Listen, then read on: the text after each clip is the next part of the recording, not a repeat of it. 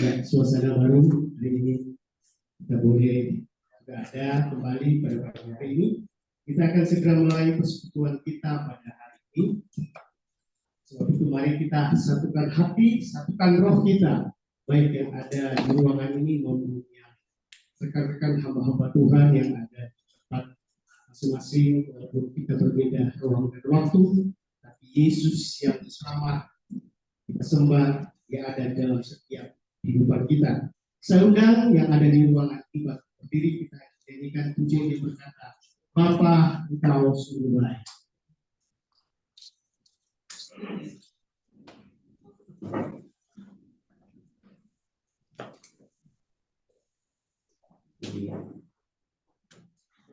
Kita tunggu musiknya dulu.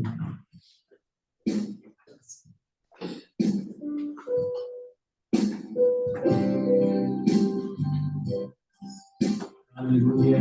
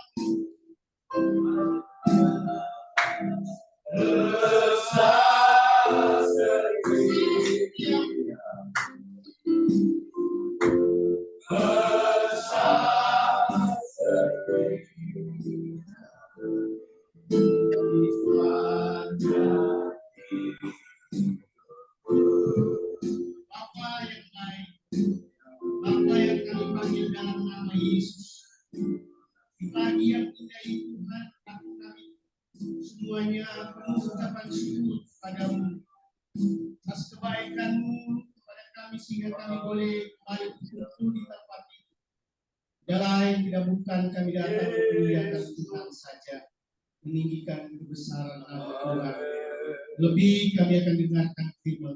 Kami yakin, kami percaya. Inilah kekuatan yang Tuhan berikan bagi kami, semangat yang Tuhan beri bagi kami. Namun semuanya itu untuk hanya Engkau saja. Terima kasih Bapak. Kami tahu ketika kami memuji Tuhan, banyak hal yang coba mengganggu merampas sukacita kami. Sebab itu kami berdiri di atas kebenaran firman Tuhan, mematahkan setiap pekerjaan kuasa kegelapan dalam nama Yesus. Kuasa dan darah Yesus mengalir maka hidup kami akan bersukacita. Terima kasih Tuhan, kami buka persekutuan kami banyak pagi hari dalam nama Yesus. Haleluya. Amin. Silakan duduk. Puji Tuhan. Kita sambung dengan pujian yang nomor 2 yang berkata, musim akan selalu berganti.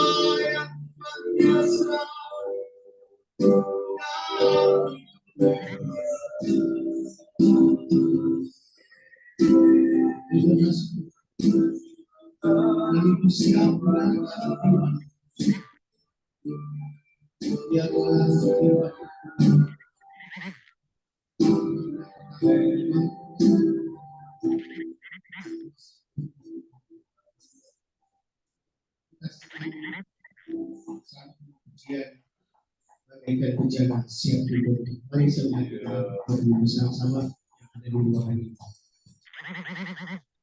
Haleluya Yesus Tuhan. Bagaikan penjaga siap duduk. Demikian hidup kami Tuhan. Amin Tuhan.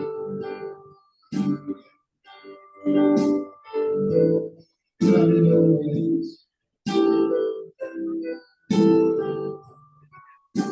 Katakan bagaikan penjaga siap duduk.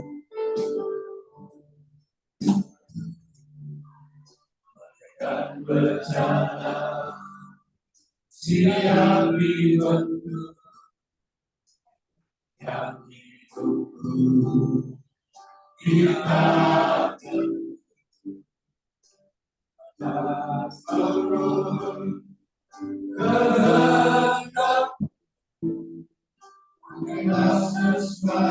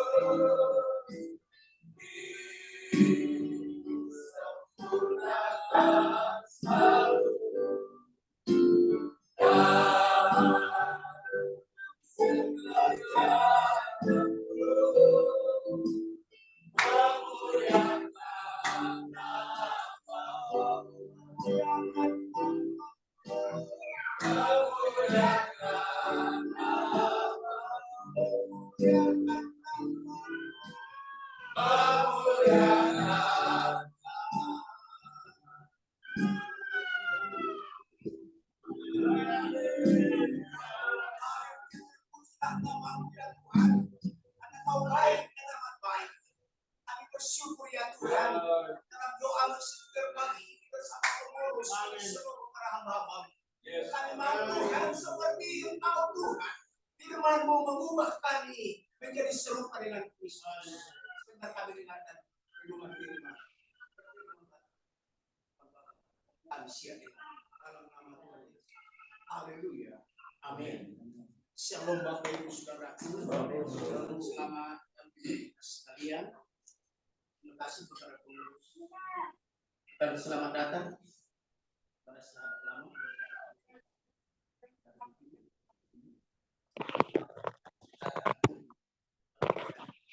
Baik dalam waktu yang diberikan.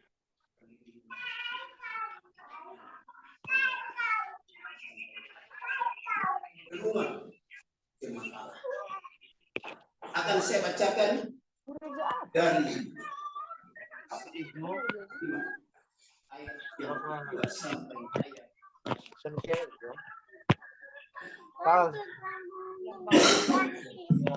demikian firman Allah. Gembalakanlah kawan domba Allah yang ada padamu, jangan dengan paksa, tapi dengan sukarela sesuai dengan kehendak Allah. Dan jangan karena kamu mencari keuntungan, tapi dengan pengabdian diri. Janganlah kamu berbuat seolah-olah kamu mau memerintah atas mereka yang mempercayakan kepada, tetapi hendaklah kamu menjadi teladan bagi kawanan domba. Maka kamu apabila gembala agung, kamu memiliki mahkota pemulia.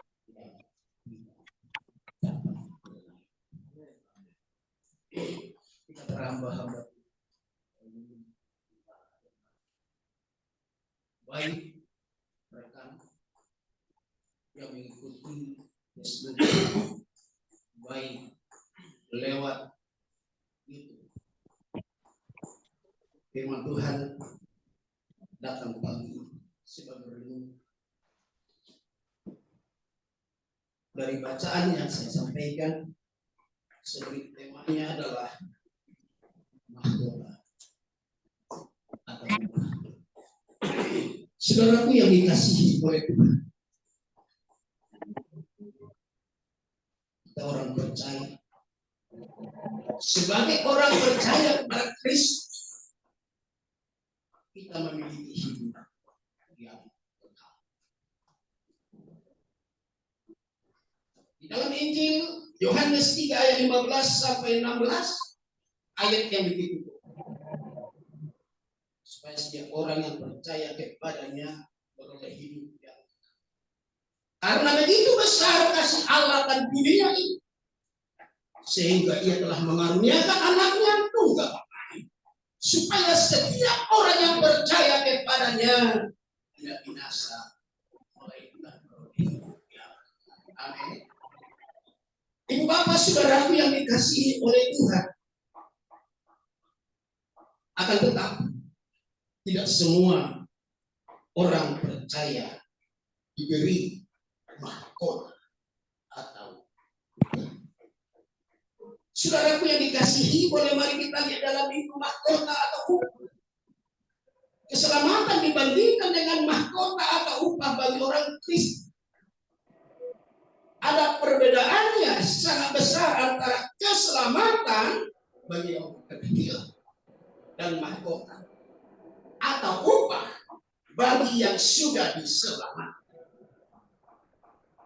Saudaraku kekasih di dalam Tuhan, yang pertama, bahwa keselamatan itu adalah hadiah. Keselamatan itu adalah kita terima cuma-cuma. Keselamatan itu bukan hasil usaha, tetapi pemberian Allah. Efesus 2 ayat 8 sampai ayat 9. Ibu bapak saudara, para hamba-hamba Tuhan yang saya cintai, keselamatan diterima dengan iman oleh apa yang telah dilakukan Yesus di atas kayu salib.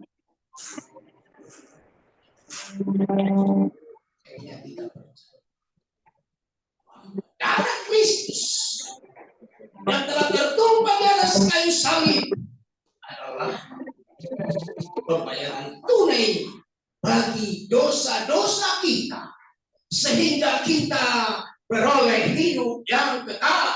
Amin.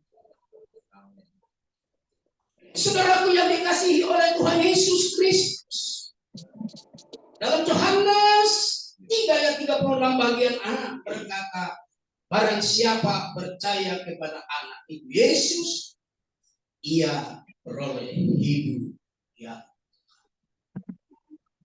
yang kedua, mahkota dan upah diterima karena upah atau mahkota diterima karena berbuat. Saudaraku yang dikasihi oleh Tuhan, di mana upah ini sesuai dengan pekerjaan dari tiap-tiap orang percaya. Dikatakan di dalam Injil Matius pasal 16 ayat 27 demikian, sebab anak manusia akan datang dalam kemuliaan Bapa. Pada waktu itu ia akan membalas setiap orang menurut perbuatan atau menurut pekerjaan. Saudaraku yang dikasihi oleh Tuhan, di sini Alkitab memberikan pandangan yang jelas tentang upah. Itu dicatat dalam 1 Korintus 3:8 sampai 15 di ayat 14 berkata, jika pekerja yang dibangun seseorang itu tahan uji, ia akan menerima.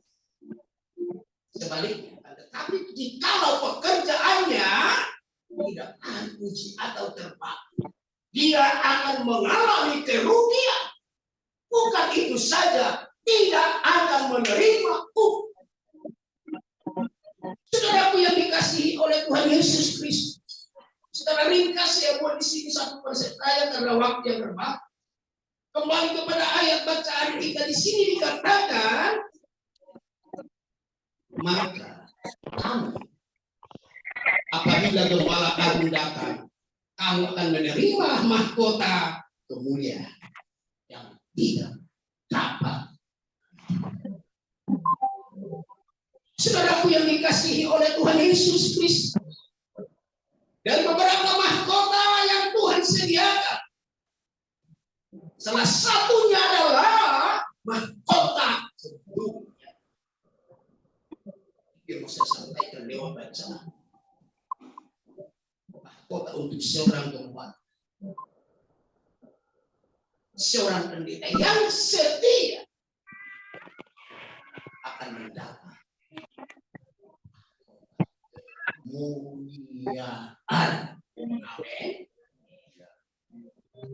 Saudaraku yang dikasihi oleh Tuhan, adalah upah yang khusus bagi para gembala pendeta yang dipilih Tuhan, yang setia dan taat. Katakan mereka akan menerima upah ini apabila Gembala Agung dan mahkota ini kekal tidak dapat beralih. Saudaraku yang dikasihi oleh Tuhan, setiap orang percaya pada Kristus dapat berbagi dengan para gembala, pendeta, yaitu mahkota. Yesus mengatakan dalam Injil Matius